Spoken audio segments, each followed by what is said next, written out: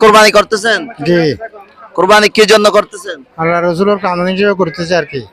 সন্তুষ্টির জন্য। আল্লাহ সন্তুষ্টির জন্য। মাশাআল্লাহ, সুন্দর উত্তর দিয়েছেন, ধন্যবাদ আপনাকে।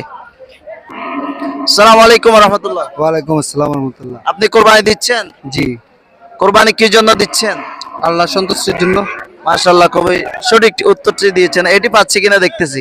ধন্যবাদ ভাইয়া। আসসালামু আলাইকুম। ওয়ালাইকুম আসসালাম। আপনি কুরবানি করতেছেন?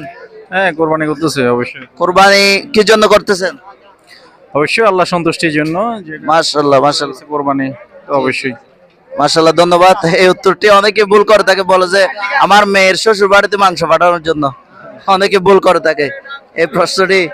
মাশাআল্লাহ, আপনারা সকলে আল্লাহর সন্তুষ্টির জন্য কুরবানি দিবেন। কেউ নিয়ত করবেন না যে মেয়ের শ্বশুর বাড়িতে মানুষকে দেখানোর জন্য, এগুলোর জন্য কুরবানি দিলে কখনো কবুল হবে না। মাশাআল্লাহ ভাই, সুন্দর প্রশ্নের উত্তরটি সঠিক দিয়েছেন, ধন্যবাদ আপনাকে। আসসালামু আলাইকুম।